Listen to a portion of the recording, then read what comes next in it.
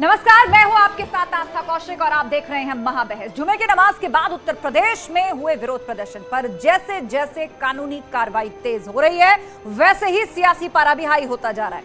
आज ओवैसी ने कह दिया है कि सरकार खुद ही कानून बन गई है, अब कोर्ट और जज की क्या जरूरत है। तौकीर रजा ने तो फिर से जुमे की नमाज के बाद मर्दों के साथ औरतों और बच्चों को बरेली में इकट्ठा होने की अपील कर दी है। और मायावती ने जहां सरकार पर सीधे समुदाय विशेष को टारगेट करने का आरोप लगा दिया है, तो वहीं अखिलेश यादव को पत्थरबाजों का हिंसक प्रदर्शन शांतिपूर्ण नजर आ रहा है। सवाल वही, पत्थरबाजी पर चुप्पी, बुलडोजर पर चीख पुकार। क्यों पत्थरबाज विपक्ष को दिखते हैं शांति दूत? आज इसी पर हम चर्चा करेंगे, लेकिन उससे पहले आप ये रिपोर्ट देखिए।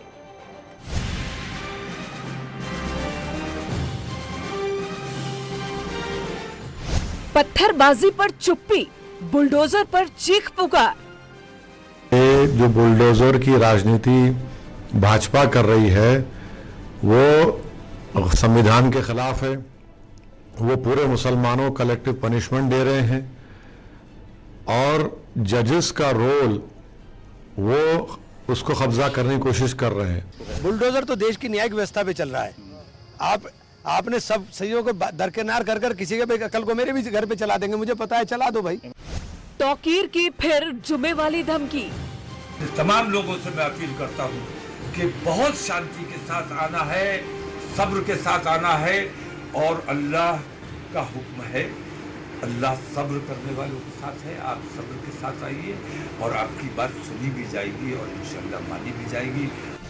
बुलडोजर से बवालियों का टूटेगा हौसला। जो वीडियो फुटेज मीडिया के द्वारा, पुलिस के द्वारा बनाया गया उस घटनाक्रम का, उसमें जो लोग अपीयर हुए, जो बदमाशी कर रहे थे, उन सब की फोटो निकाली गई है और उनकी पहचान कराई जा रही है। बुलडोजर बढ़ रहा है, बवाली भाग रहे हैं।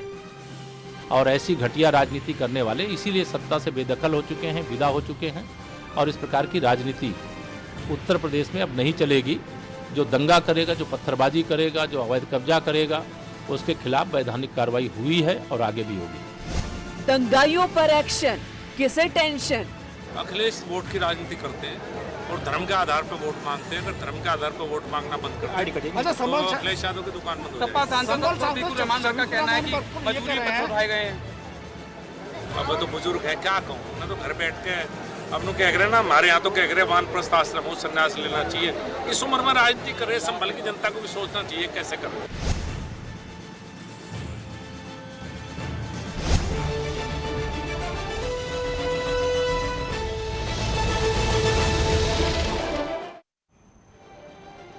और अब ग्राफिक्स की मदद से जानते हैं कि पत्थरबाजों पर चल रही कानूनी कार्रवाई के खिलाफ क्या है विपक्ष के सियासी बोल। पत्थरबाजों, दंगाइयों पर कार्रवाई लगातार जारी है, लेकिन देखिए विपक्षी पार्टियों और उनके नेताओं के किस तरह बयान आ रहे हैं। विपक्षी दलों की सियासत जबरदस्त तरीके से जारी है, या यूं कहिए कि भारी है। सरकार की कार्रवाई संविधान के खिलाफ, ये कौन कह रहा है? असदुद्दीन ओवैसी। रोज उनके नए नए बयान सामने आ रहे हैं। ऐसे तो कल मेरे घर भी बुलडोजर चल जाएगा। इमरान मसूद, समाजवादी पार्टी के नेता, वो ये बात कह रहे हैं। आगे बढ़ते हैं। बसपा सुप्रीमो मायावती ने कहा है कि समुदाय विशेष को टारगेट किया जा रहा है। तो बुलडोजर पर किस तरह के सियासी बोल एक एक करके सामने आ रहे हैं। अखिलेश यादव कह रहे हैं कि शांतिपूर्ण प्रदर्शनकारियों पर बुलडोजर क्यों?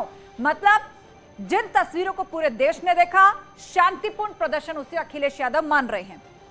तौकीर रजा कह रहे 17 जून को महिलाएं, बच्चे धरना प्रदर्शन करें, एक साथ इकट्ठे हों, बरेली पहुंचे। ये अपील तौकीर रजा करते हुए नजर आ रहे हैं, वो भी तब जब एक बार भीड़ इकट्ठी होने के बाद जो कुछ हुआ उसका नतीजा हम देख चुके हैं। और चर्चा के लिए हमारे साथ पूरा गेस्ट पैनल जुड़ चुका है। सूर्य मैथिल जी हैं, भाजपा के नेता। थोड़ी देर में सपा से मीसम जैदी भी हमारे साथ जुड़ेंगे। इसके अलावा एमसी द्विवेदी हैं, पूर्व डीजीपी। अजीत सिंह कटारिया है, राजनीतिक विश्लेषक। मेहरुद्दीन रंगरेज साहब हैं, मुस्लिम स्कॉलर। आप सभी का बहुत स्वागत है। तो मेहरुद्दीन जी, सबसे पहले सवाल आपसे यही, सरकार ने जो बुलडोजर का एक्शन लिया है उससे हर किसी को दिक्कत हो रही है, विपक्षी पार्टियां उससे परेशान हैं, आए दिन उनके नेता नए नए बयान दे रहे हैं। लेकिन मुझे एक बात बताइए, जुमे की नमाज के बाद जो तांडव पूरे देश ने देखा, भीड़ की जो हिंसा पूरे देश ने देखी, उस एक्शन पर हर कोई क्यों खामोश है? आपको नहीं लग रहा कि अगर आप सरकार के एक्शन को कटघरे में खड़ा कर रहे हैं तो उसके साथ साथ आपको उस चीज की भी भर्त्सना करनी पड़ेगी जो जुमे की नमाज के बाद देश में हुआ? देखिए, मैं बताना चाहूँगा आपको, ये जो दंगाई हैं जिन्होंने जुमे की नमाज के बाद दंगा किया, देखिए दंगाइयों को आपका सरकार, शासन और प्रशासन का काम है, शासन प्रशासन का। कोर्ट में लेके जाइए उनको, कोर्ट में सज़ा दिलाइए, कोर्ट से सलाह। मगर आप जब कोर्ट में आपका विश्वास, तो आपका खुद का विश्वास नहीं जम रहा कोर्ट पे, आप तो डायरेक्टली बुलडोजर की कार्रवाई शुरू कर देते हैं। तब कि वहाँ के आज के उन्होंने बयान दिया बाकायदा माथुर साहब ने कि ये असंवैधानिक है, और ये असंवैधानिक देश की कौन सी किताब में लिखा है, बता दीजिए कि बुलडोजर चला दीजिए आप किसी के मकान पर। उनको तो मैं मेहरुद्दीन जी, आपने मेरा सवाल शायद ध्यान से नहीं सुना, मैं फिर रिपीट कर देती हूँ। सवाल मेरा ये था कि सरकार का जो बुलडोजर एक्शन है उस सबका आप लोग विरोध कर रहे हैं, संविधान का हवाला दे रहे हैं। मेरा सवाल आपसे ये था, तो जो जुमे की नमाज के बाद हुआ, जिन्होंने पत्थरबाजी की, जो पत्थरबाज थे, उन्होंने जो किया, क्या वो सही था? बिल्कुल गलत किया। उनके लिए क्या आप कार्रवाई की मांग करते हैं? मैं कह रहा हूं उन्होंने बिल्कुल गलत किया। उन्हें अगर धरना प्रदर्शन करना था तो अपना शांतिपूर्वक करते। आपको हिंसा का अधिकार कोई भी भारतीय नहीं कर सकता, उनका समर्थन नहीं कर सकता कोई भी भारतीय। हम तो उसकी मजम्मत करते हैं, मुखालफत करते हैं, कंडेम करते हैं कि आपको संविधान ने अधिकार दिया है कि आप अपनी बात रख सकते हैं। कि शांतिपूर्ण प्रदर्शन के बाद बुलडोजर की कार्रवाई क्यों? मतलब ये तो आपने भी माना ना मेहरुद्दीन साहब कि हिंसा हुई और वो गलत थी, संविधान के तहत कार्रवाई होनी चाहिए। मगर तो अब आप ये भी मानेंगे कि विपक्षी पार्टियां इस पर सियासत कर रही हैं? और अखिलेश यादव का ये कहना कि शांतिपूर्ण प्रदर्शन, अच्छा सुनिए, ये कैसे गले उतर जाएगा? अच्छा सुनिए, ये बुलडोजर की जो कार्रवाई है ना, देखिए दिल्ली में भी बुलडोजर चला था, मगर सुप्रीम कोर्ट ने वहां पर भी रोक लगाई थी। अब लोग पहुंच गए हैं सुप्रीम कोर्ट, देखिए कल या परसों में आपको पता लग जाएगा कि वहां से भी रोक लग जाएगी। मगर ये जो टारगेट कर मुसलमानों के घर ढाए जा रहे हैं, बताइए अगर उसके आदमी का, शोहर का अगर कोई गुनाह है तो वो जो मकान है जिसे ढाया गया आज, वो फातिमा साहब का जो मकान है, वो मकान उनके नाम है, उसके मकान पे आप कैसे बुलडोजर चला देंगे? अरे जब अजय कुमार टहनी के लड़के ने 5 हमारे किसान भाइयों को अपनी गाड़ी से कुचल दिया, उस पे तो आपने, उसके घर पे तो आपने बुलडोजर नहीं चलाया। मतलब बुलडोजर कार्रवाई का विरोध वो है। एक तरफा बुलडोजर कार्रवाई का विरोध है, अवैध निर्माण को लेकर, अवैध निर्माण क्या तभी दिखाई देते हैं वोट बैंक को खुश करने के लिए जो बयान दे रही हैं। अगर अवैध निर्माण था तो ये दंगे से पहले भी तोड़ सकते थे ना उसको। ठीक है, मगर दंगे के बाद क्यों तोड़ते हैं? आपकी बात रजिस्टर हो गई मेहरुद्दीन जी। सूर्य मैथिल जी, आप इस बात का जवाब दीजिए। यहाँ पर ये दलील दी जा रही है कि मकान अगर फातिमा के नाम है और उसके शौहर ने पत्थर चलाया है तो फिर बुलडोजर क्यों चला? धन्यवाद आस्था जी। पहले तो आपको और आपके सभी दर्शकों को भारत माता की जय, वंदे मातरम। देखिए आस्था जी, किस प्रकार से बेशर्मी से दंगाइयों को डिफेंड किया जा रहा है। आप समझिए कि दंगाइयों के लिए संविधान की दुहाई दी जा रही है। जिन लोगों ने पब्लिक प्रॉपर्टीज को जलाया, जिन लोगों ने प्रदेश के कानून व्यवस्था को खराब किया, जिन्होंने माहौल को, मैं ये कहूंगा कि डराया, वहां पे जितने भी नागरिक हैं प्रदेश के, उन सभी को, तो उसके बाद जब पुलिस उन पर कार्रवाई कर रही है कानून तोड़ने वालों पर, तो अब ये लोग संविधान की दुहाई दे रहे हैं। अब ये हाईकोर्ट जा रहे हैं, अभी ये आपके सामने कह रहे हैं कि मैं कंडेम करता हूं। तो मैं इनसे पूछना चाहता हूं कि जब लोग रोड पर तलवारें लेकर, बंदूकें लेके घूम रहे थे, जब बम फेंक रहे थे और उसके अलावा गोलियां चला रहे थे और कह रहे थे सर तन से जुदा, सर तन से जुदा, तब ये कहां थे? अरे आप ये बताइए सूर्य मैथिल जी, जब धर्म संसद के नाम पर मुसलमानों को मारने और काटने की बात कही जाती है, तब आपका रुख क्या होता है? जब इस देश में लोगों को, मुसलमानों को पाकिस्तान भेजने की बात की जाती है, उनके कत्लेआम की बात की जाती है, तब आप, मैं बताती हूँ जिस धर्म संसद की आप बात कर रहे हैं उस पर एफआईआर दर्ज हो चुकी है, उस पर एफआईआर दर्ज हो चुकी है। और उसके बाद किसी ने सरपंच से जुड़ा या शहर के बीचों बीच पुतले को फांसी देना, जिनके बयानों आंख से निकालने पर 1 करोड़ का इनाम रखना, सर कलम करने पर कई करोड़ का इनाम रखना, इस तरह की कोई बात सामने नहीं आई। शर्मा, नवीन जिंदाल, प्रवेश वर्मा, अनुराग ठाकुर, जिन्होंने ये सारे बयानात दिए, जिनके बीजेपी के बयानातों की वजह से इस देश का माहौल खराब हुआ। पहले दंगा जो होता था और पत्थर जो चलते थे वो कश्मीर में चलते थे, मगर आज पूरे देश में पत्थर चलने लगे।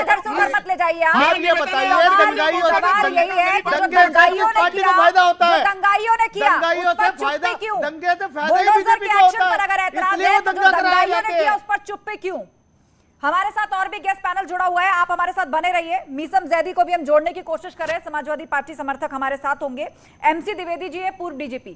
सर, आपसे समझना चाहेंगे कि हिंसा का ये जो पूरा पैटर्न देश के कई राज्यों में एक साथ देखा गया, उससे ये तो साफ है कि ये पूरी तरह से प्री प्लान था।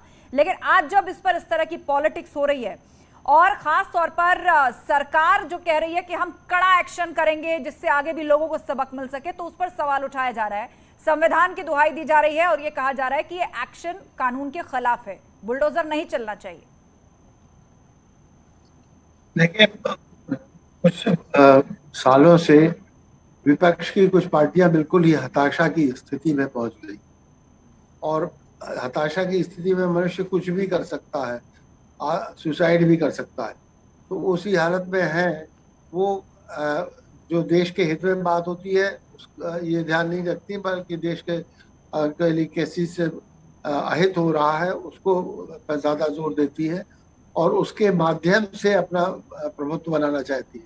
मैं बीबीसी का प्रोग्राम देख रहा था, वहां पर कुछ व्यक्ति थे, वो भी कह रहे थे कि आज से खराब माहौल कभी नहीं रहा।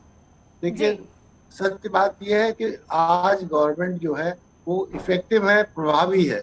अगर और जब वो कहती है कि हम नहीं, अगर दंगा होने देंगे तो नहीं होने देंगे, और उसके लिए जो भी प्रभावी कार्रवाई होगी वो करेंगे, वो कर रहे हैं। लेकिन दुर्भाग्यवश जब, जैसा आपने कहा कि जब पत्थरबाजी की गई उसका कौन सा लाइसेंस था, जब कारें जलाई गई, पुलिस वालों को घायल किया गया, 2 आदमी वहां मर भी गए रांची में, ये सब बंगाल में कितनी जगह आग लगाई गई, ये सब किया गया। तो बिल्कुल आप इसके पीछे विपक्ष की हताशा देख रहे हैं, विपक्ष की हताशा देख रहे हैं कि वो देश में ये भी नहीं देख पा रहा कि आखिर समस्या की जड़ कहां है। सिर्फ अपने वोट बैंक को खुश करने के लिए इस तरह की बातें और बयान दिए जा रहे हैं जो कि भड़काऊ भी साबित हो सकते हैं। हमारे साथ अजीत सिंह कटारिया जी हैं, राजनीतिक विश्लेषक। अजीत जी, आपका क्या आकलन है कि बुलडोजर की ये कार्रवाई, क्या इससे बवालियों का हौसला टूटेगा, क्या इससे सख्त संदेश जाएगा? आस्था जी, देखिए, ये की कार्रवाई निश्चित तौर पर होनी चाहिए। अगर कोई दंगाई इस्लाम का नाम लेकर, मस्जिद का नाम लेकर, मस्जिद का नाम लेकर के अगर कोई दंगा करता है, पुलिस वालों पे तलवार से, गोलियों से, बंदूकों से हमला करता है, उसके खिलाफ इस तरह की कार्रवाई निश्चित तौर पर होनी चाहिए और इन दंगाइयों को जो है सबक सिखाना चाहिए, और जो कि उत्तर प्रदेश सरकार ने अच्छे से निभाया है। और इस तरह के दंगाइयों के खिलाफ सख्त कार्रवाई पुलिस ने जो की है, मैं उसकी प्रशंसा करता हूं। और हौसला बढ़ेगा नहीं, हौसला टूटेगा इनका, और हौसला तोड़ना बहुत जरूरी है, क्योंकि ये देशद्रोह का काम है। आप किसी भी धर्म का नाम लेकर के, इस्लाम के नाम पे, पैगंबर के नाम पे अगर इस तरह का दंगा करोगे, आपका आंदोलन करना आपका अधिकार है, आपका जो है लीगल राइट है, इसमें कोई दो राय नहीं है, संवैधानिक अधिकार है। लेकिन उस संवैधानिक अधिकार का अगर आप दुरुपयोग करोगे तो निश्चित तौर पर इस तरह की कार्रवाई होनी चाहिए, आस्था जी, और मैं इसका समर्थन करता हूं। इस तरह के दंगाइयों को मैं तो कहता हूं घर तोड़ने की बजाय इनका सब कुछ तोड़ देना चाहिए, इनकी हड्डी पसली तोड़ देनी चाहिए। मैं तो ये कहता हूं। जज, आप जज बन जाइए, आप जज बन जाइए, कानून की प्रक्रिया में मत लाइए, आप जज बन जाइए और फैसला सुना दीजिए, एक तरफा फैसला सुना दीजिए। कोई भी काम करेगा व्यक्ति, उसके खिलाफ निश्चित तौर पे यही कार्रवाई होनी चाहिए। ठीक है जी, आपका ये मानना है कि सिर्फ घर नहीं तोड़ना चाहिए, एक्शन इतना कड़ा होना चाहिए कि हौसला हमेशा के लिए टूट जाए। ठीक है अजीत जी, आपने अपनी बात को रखा। मेहरुद्दीन जी कुछ काउंटर में कहना चाह रहे हैं। मेहरुद्दीन जी, मैं बता रहा हूँ आस्था जी, जब अजय टहनी के लड़के पे बुलडोजर की कार्रवाई क्यों नहीं हुई, उसकी नहीं, देखिए वो मामला कोर्ट में सब्जुडिस्ड है। ठीक है, हम आज बात कर रहे हैं दंगों की, और ये कोई छोटी मोटी बात नहीं है। मेहरुद्दीन, ये बताइए, आप इसको इस तरह भी सोचिए ना, नहीं, आप इसको इस तरह भी सोचिए ना, क्या नमाजियों को इस तरह इस्तेमाल नहीं किया जा रहा? आपको नहीं लगता? आप अपनी कौम के भीतर सोच कर देखिए, नमाजियों को उपद्रव के लिए इस्तेमाल करना सही है क्या? जुमे की नमाज के लिए लोग वहां इकट्ठा होते हैं, उनको भड़काकर इतनी बड़ी हिंसा कर दी जाती है, देश के कई राज्यों तक ये हिंसा पहुंचती है। आपको नहीं लगता कि ये गंभीर विषय है? और तौकीर रजा जैसे लोग, उनका हौसला अब भी नहीं टूटा है, वो आज भी कह रहे हैं कि महिलाएं और बच्चे इकट्ठा होकर बरेली पहुंचे। आप सोचिए, ये मामला गंभीर है, मगर ये गंभीर मामला बनाया किसने, किसके बयानों से, किनके बयानों से ये मामला पूरे देश में माहौल खराब हुआ? उन पर कार्रवाई कब होगी? उन पर कार्रवाई के नाम पर कुछ नहीं होगा। जिनके बयानों से आपको ठेस पहुंची, पार्टी ने कार्रवाई करी, उसे गलत माना, पार्टी ने कार्रवाई करी, लेकिन क्या उसके बाद अगर कोई सरेआम मुसलमानों फांसी देने की बातें इस देश में होंगी, को टारगेट आंखें नोच लेने की बात इस देश में होंगी? आप क्या चाहते हैं? दिल्ली में कार्रवाई होती है बुलडोजर की, वो एक तरफा मुसलमानों के खिलाफ की जाती है। फिर मैं आपको खरगोन की वारदात बता रहा हूँ मध्य प्रदेश की, वहां पर भी मुसलमानों के खिलाफ देखिए रामनवमी के जुलूस पर भी पत्थर चले थे, तोड़ दी। सुनिए मेरी बात, रामनवमी के जुलूस पर भी पत्थर चले थे, लेकिन उसके बाद किसी ने दंगा नहीं फैलाया, किसी ने आग नहीं लगाई, इससे देश किसी ने दंगा नहीं फैलाया, किसी ने आग नहीं लगाई। पत्थरबाजी खरगोन में हुई वो भी गलत थी, रामनवमी पे हुई वो भी गलत थी। ये बताइए रामनवमी के जुलूस में जो तलवार और कट्टे और चक्कू लहराए जा रहे थे वो लोग कौन थे? उनके खिलाफ क्या कानूनी कार्रवाई नहीं हुई? उनके कानूनी कार्रवाई और बुलडोजर की कार्रवाई सिर्फ मुसलमानों को टारगेट करके की जा रही है। तो एक बात बताइए, उस दिन हिंसा करने वाले कौन थे? अरे आप बताइए, पूरे सबने देखा, कानपुर का दंगा देखिए, पुलिस की नहीं, मेरी इस बात का जवाब दीजिए। मस्जिद के अंदर से निकली हुई भीड़ जिसको पत्थर बरसाए वो कौन थे? मस्जिद के अंदर से कौन निकलेगा? आप बार-बार कह रहे हैं मुसलमानों को टारगेट किया जा रहा है। वो लोग पत्थर मार रहे थे, उनके खिलाफ तो कानूनी कोई कार्रवाई नहीं हुई। ठीक है, आप लगातार दंगाइयों को डिफेंड कर रहे हैं, आप दंगाइयों को डिफेंड कर रहे हैं, एक शब्द नहीं बोल रहे। दंगा दोनों तरफ से होता है, मगर कार्रवाई के नाम पर सिर्फ मुसलमानों को फंसाया जाता है, उनके मकान तोड़े जाते हैं। एक लाइन में अपनी बात शुरू करी, उसी लाइन में बात खत्म करी कि मुसलमानों को टारगेट किया जा रहा है। मैं ये सवाल सूर्य मैथिल के पास ले जाती हूँ। ठीक है, देखिए एक एक करके बोलिए, आप सभी पैनलिस्ट हैं, आप सभी सम्मानित पैनलिस्ट हैं, एक एक करके बोलिए, सबकी बात रजिस्टर होगी। सूर्य मैथिल जी जवाब दीजिए, यहाँ पर ये कहा जा रहा है कि मुसलमानों को टारगेट किया जा रहा है। देखिए आस्था जी, मैं किसी भी पैनलिस्ट के बीच में नहीं बोला, मेरा निवेदन है रंगरेज भाई पहले मुझे अपनी बात रख लेने दे, फिर आप काउंटर कीजिए। देखिए आस्था जी, किस प्रकार से मेहरुद्दीन रंगरेज जी यहाँ पे बार बार संविधान की दुहाई दे रहे हैं। आप सोचिए कितना हास्यास्पद है, जिस देश के अंदर ये रह रहे हैं वहां जुम्मे की नमाज पढ़ने जाते हैं, उसके बाद वहां पर निकलते हैं पत्थर लेकर हजारों की संख्या में, वहां सड़कों पे तलवारें चलाते हैं, वहां पर गोलियां चलाते हैं, पेट्रोल बम चलाते हैं, पुलिस की गाड़ियां जलाते हैं, पब्लिक प्रॉपर्टी जलाते हैं, और उसके बाद जब पुलिस कार्रवाई करती है तो कहते हैं एक तरफा कार्रवाई हो रही। अरे भैया, जब अब्दुल पत्थर फेंकेगा, जब इकबाल पत्थर फेंकेगा, जब खुर्शीद पत्थर फेंकेगा, जब असलम पत्थर फेंकेगा, तो राजेश के घर पे कार्रवाई क्यों होगी? और मैं एक बात और बताना चाहता हूँ आस्था जी, जो ये कह रहे थे कि माहौल खराब करने वाली बात। अरे भैया एक बात बताओ, 1991-92 में जब 5 लाख कश्मीरी हिंदुओं का नरसंहार हुआ तो कितनों ने पत्थर उठाए, कितनों ने तलवारें उठाई?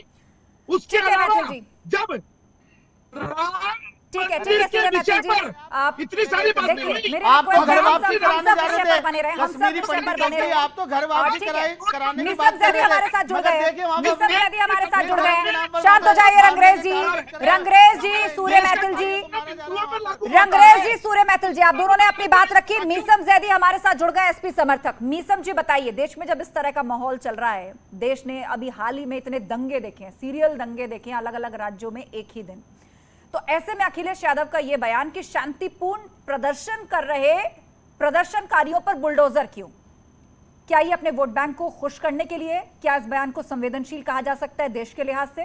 क्या इस बयान को रेस्पॉन्सिबल बयान कहा जाना चाहिए? शांतिपूर्ण प्रदर्शन, देश के बच्चे ने तस्वीरें देखी हैं। देखिए आस्था जी, ऐसा है कि उनकी बात कहने का पहले तो आप पूरा तात्पर्य समझिए कि उन्होंने किस प्रकरण में ये बात कही, किस प्रकरण में ये बात उन्होंने अपनी रखी। पहली चीज तो मैं ये कहना चाहता हूं कि जिस तरह से उधर पत्थरबाजी हो रही है उसका जवाब बिल्डोजरबाजी से अगर दिया जाएगा तो देश में और अहिंसा फैलेगी और देश में और नफरत फैलेगी। कैसे फैलेगी? हमें अपनी सरकार से ये उम्मीद है। कैसे फैलेगी? आप ये कहना चाहते हैं कि एक पक्ष जो है वो हिंसा छोड़ेगा ही नहीं, सिस्टम उसके हिसाब से बदल जाए, वो हिंसा नहीं छोड़ेगा। नहीं, बयान दिया तो आंखें नोच लेंगे, बुलडोजर की कार्रवाई हुई तो देश में और बड़ी हिंसा हो जाएगी। क्यों? उनका टीका किया जाए, उनके गले में माला डाली वो जाए, हिंसा नहीं छोड़ेंगे, सिस्टम बदल जाए उनके हिसाब से, लोग चुप्पी साध लें, सच को सच कहना बंद कर दे, सवाल पूछना बंद कर दे, क्योंकि हिंसा भड़क जाएगी। नहीं तो ये जो टीका माला की बात कर रहे हैं, तो क्या आप परमाणु बम मरवा देंगे? क्या आप रॉकेट लॉन्चर मरवा देंगे? आप कोर्ट हो गए, आप कानून हो गए? नहीं, आप सुप्रीम कोर्ट है क्या? नहीं, आप सुप्रीम कोर्ट है क्या? नहीं, आप ट्रांसपेरेंसी नीति है। परिचय दीजिए। एक भी पत्थर आप सुप्रीम कोर्ट है, घर में बुलडोजर आप चलेगा। देश का ये सुप्रीम बात कोर्ट है, हम देश का संविधान है। क्या आप क्या है? नहीं, आपकी हैसियत की बात कर रहे हैं। अगर किसी ने पत्थर चलाया है तो उसके लिए हमारा कानून बहुत है, एक एक करके बात रखिए आप दोनों। संविधान है। सूर्य मैथिल जी, एक मिनट रुक जाइए, आप रुक जाइए। मीसम जैदी को बात पूरी करने दीजिए क्योंकि वो अभी जुड़े हमारे साथ। मैं दोबारा आपको काउंटर करने का मौका दूंगी। मीसम जैदी चाय पी रहे थे तब संविधान याद नहीं आया था। ठीक है सूर्य मैथिल जी, रुक जाइए आप। मीसम जैदी को बात पूरी करने दीजिए। मीसम जैदी को बात पूरी करने दीजिए। सूर्य मैथिल, नहीं, आप क्या चाह रहे हो? आपकी पार्टी का जवाब दंगे से दोगे? शामिल आप है। देश में क्या चाह रहे हो? पार्टी देश में गृह युद्ध चाह रहे हो क्या? समाजवादी पार्टी के नेता कानपुर में कहते हैं कि हिंदुओं की दुकान नहीं, जो अमन पसंद हिंदू हैं, जो हमारे अमन पसंद मुसलमान हैं, जो अमन पसंद हिंदू भाई हैं, उनको भड़का करके देश में आग लगाना चाह रहे हो क्या आप क्या कह रहे हो? मीसम जैदी कौन भड़का रहा है? एक मिनट, मीसम जैदी कौन भड़का रहा है? तौकीर रजा कह रहे हैं कि अब की बार बरेली में महिलाएं और बच्चे बड़ी संख्या में इकट्ठे हो, बड़ी संख्या में जमा हो अब की बार जुमे में।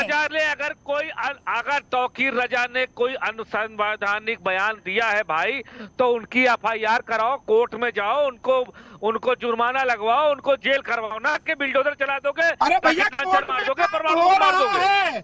लेकिन जो अवैध निर्माण इन दंगाइयों ने किया है उस पर बुलडोजर भी चलेगा।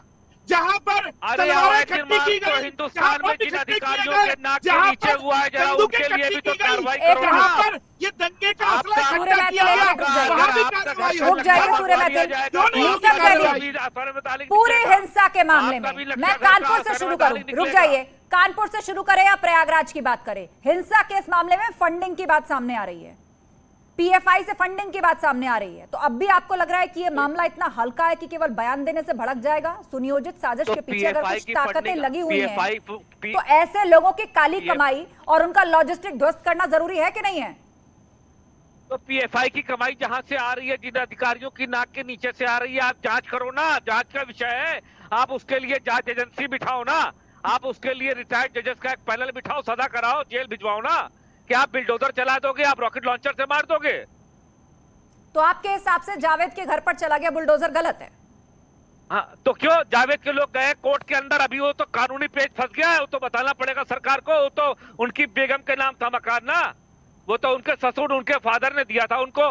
तो मकान किसी का होगा, बिल्डोजर किसी का चला दोगे, मुकदमा किसी पे होगा। आप ये काम करोगे क्या? नहीं, जिनके आपको मालूम है, नहीं मालूम है कि उनकी बीवी गई है कोर्ट में इसके खिलाफ में, तो वो तो मकान जावेद का। एक मिनट मीसम जैदी, अथॉरिटी ने साफ कहा है, आपने जो पॉइंट रखा। सूर्य मैथिल शांत हो जाइए, शांत हो जाइए सूर्य मैथिल। मीसम जैदी, अथॉरिटी ने साफ कहा है कि जो मकान जावेद का बना था उसका नक्शा पास नहीं था, वो अवैध था, उस पर कार्रवाई हुई। तो ऐसे तो बेटा, मगर इस बिहार पे कार्रवाई हो रही है, तब तो फिर हिंदुस्तान में कोई मकान बचना ही नहीं चाहिए। 99% मकान बगैर लक्ष्य के हैं। तो क्या पूरे देश में यही से ताल्लुक रखने वाला मुखिया अगर दंगों में शामिल होता है, दंगे भड़काने में शामिल होता है, तो उस पर कार्रवाई क्यों नहीं होनी चाहिए? चिंता नहीं करो जी, किसी भी पत्थरबाज का मकान नहीं बचेगा। पकड़ा दो घोड़े, ऊँट पकड़ा दो, इस पे ही चलेंगे रेत में।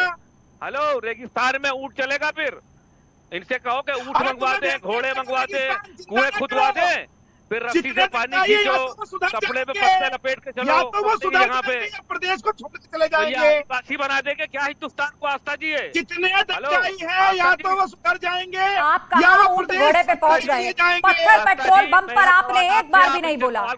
पत्थर पेट्रोल बम, आगजनी, बच्चे जिनको ढाल बनाकर पुलिस के अगेंस्ट यूज किया गया, पत्थरबाजी उनसे करवाई गई, उस पर आप कुछ नहीं बोले। रेगिस्तान, ऊँट, घोड़े, गधे, रेत सब आप ले आए बीच में। आस्था जी, मैं बहुत कुछ बोलूंगा। एक दिन मेरी इनकी डिबेट आप अपने स्टूडियो में कराओ, क्योंकि ऐसे बात इनसे बन नहीं पाएगी। मैं इनसे पूछना चाहता हूं कि इनके इतना आग क्यों बची है सीने के अंदर? ये क्या चाहते हैं? ये अरे भैया, इसलिए बची है सीने के अंदर आग कि हम लोगों पे तुम पत्थर चलाते हो, हम लोगों पे पेट्रोल बम चलाते हो, हम लोगों पे तलवारें चलाते हो, हम लोगों पे गोलियां चलाते हो, हमारी प्रॉपर्टी को लूटते हो। गोली चलाएगा, तलवार चलाएगा, उसके लिए हमारे लिए पुलिस बहुत है। गोली तलवार चलाने वालों के लिए हमारा पुलिस, हमारा प्रशासन, हमारा संविधान, हमारी कोर्टें बहुत है मान्यवर। ठीक है सूर्य मैथिल जी, रुक जाइए। परेशान है मीसम जैदी जी, ये बताइए, कानपुर दंगों की जब जांच चल रही थी तो व्हाट्सएप ग्रुप सामने आया, उसमें कुछ सपा के भी नेता, विधायक, एडमिन, देखिए हालांकि अपने पक्ष में उनकी अपनी दलील है कि एडमिन तो कोई भी किसी को अचानक बना सकता है, बन सकता है, लेकिन उसमें किस तरह की चैट हो रही थी, हिंदुओं के दुकानों से सामान ना खरीदा जाए। अब आप बताइए ये किस तरह की भावना है, और आप कह रहे हैं कि हिंदू मुसलमान को लड़ाने का काम कौन कर रहा है? आस्था जी, पहले मेरी बात को आप समझने का प्रयत्न करें। मैं चाहता हूं जो इस तरह का नफरती चिंटू अंधभक्त टाइप के लोग बने हैं उन सबको कोर्ट से, कानून से, जिस सबसे पहले तो भाषा की मर्यादा बनाए रखिए, भाषा की मर्यादा बनाए रखिए। वो ग्रुप, उस ग्रुप में समाजवादी पार्टी के नेता थे, संज्ञाएं आप उन्हें दे रहे हैं। जैसे भी कार्रवाई हो सकती है उनके खिलाफ बिल्कुल करना चाहिए। इन पंचर पुत्रों को भाषा की मर्यादा नहीं आती है, इन लोगों को भाषा की मर्यादा आएगी। एक मिनट, इस शो पे ये सब नहीं चलेगा। सूर्य मैथिल, मीसम जैदी, इस शो पे ये सब नहीं चलेगा,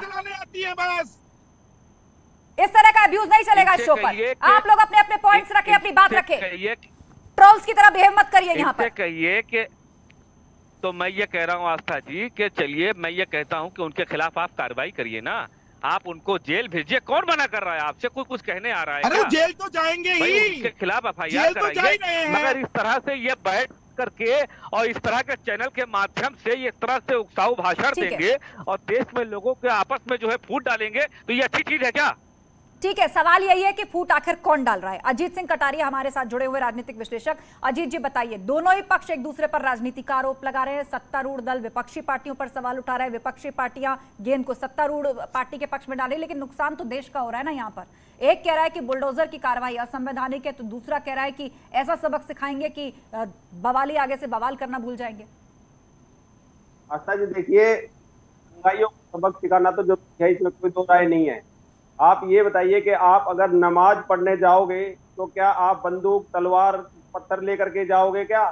पाक जगह पे अगर जा रहे हो आप, आपके पास कोई हथियार नहीं होना चाहिए, क्योंकि ये एक साजिश के तहत दंगे हुए थे सारे, और इसमें पीएफआई जैसा आतंकवादी संगठन इन्वॉल्व था, इसलिए कार्रवाई करनी बहुत जरूरी है और कार्रवाई हो रही है और होनी चाहिए, क्योंकि पीएफआई एक बहुत बड़ा आतंकी संगठन है, उससे फंडिंग बिल्कुल जांच होनी चाहिए।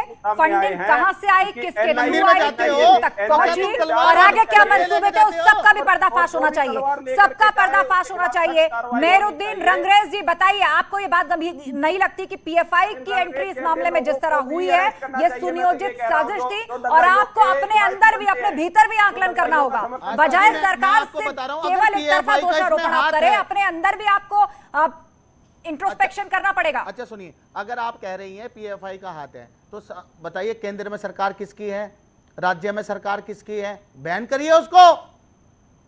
मगर आप जब बुलडोजर चलाएंगे और टारगेट कर मुसलमानों के घर तोड़ेंगे, घर बनाने में इंसान की पूरी जिंदगी लग जाती है, आप 5 मिनट में उसके घर गिरा देते हैं, जो कि असंवैधानिक है। देश के चीफ जस्टिस ने कहा, माथुर जी ने कहा कि ये असंवैधानिक है। इससे बड़ा प्रूफ और क्या चाहिए आपको? इससे बड़ा प्रूफ। और ये जो अभी कटारिया जी बकवास कर रहे थे बैठकर कि मस्जिद में जाते हैं तो हथियार लेके जाते हैं, कोई भी मुसलमान जब मस्जिद में जाता है तो किसी तरीके का कोई हथियार लेके नहीं जाता। वो ये आपकी मानसिकता दोहराती है, आपके भड़काऊ भाषण है जिनकी वजह से आज पूरे देश में आग लग रही है। राष्ट्रीय स्तर पर और अंतर्राष्ट्रीय स्तर पर हमें नीचा देखना पड़ रहा है। आग लगाने वाले कौन है उस पर नहीं बोलेंगे, तलब किया जा रहा है। आंखें निकालने वाले कौन है, सर धड़ से अलग करने वाले कौन है, उस पर नहीं बोलेंगे। ये बार बार कहेंगे आपके बयान की वजह से आग लग रही है। क्यों? ये सजा नहीं है। एक पक्ष क्या पेट्रोल हाथ में लेके घूमता है, माचिस हाथ में लेके घूमता है कि बयान आते ही अपना देश जला देगा। वो लाइसेंस मिल गया क्या उसको? किसी के बयान से भावनाएं हाथ भी थी तो ये संवैधानिक तरीका लड़ाई का तब कहा गया था जिसकी दुहाई आज आप बुलडोजर को लेकर दे रहे हैं। ये संवैधानिक तरीका तब कहा गया था। दोनों के लिए मानक अलग अलग नहीं हो सकते। संविधान के रास्ते पर चलना है तो संविधान के रास्ते पर चलिए, और कहिए कि जो दंगाइयों ने किया था वो गलत है, सुनियोजित साजिश है, उसका पर्दाफाश हो। एफआईआर हुई है तो हर उस शख्स पे हो, चाहे वो जिस पार्टी और पक्ष से संबंधित रखता हो, जिसने भावनाएं आहत की हैं, और उन लोगों पर भी हो जो अब भी रुक रुक कर भड़काऊ बयान दे रहे हैं, उनसे सवाल पूछे जाने चाहिए। आप सभी पैनलिस्ट का शुक्रिया इस चर्चा में शामिल होने के लिए। और इसी के साथ महाबहस में फिलहाल इतना ही। आगे की खबरों के लिए रुक करेंगे मेरी सहयोगी आरजू। शुक्रिया।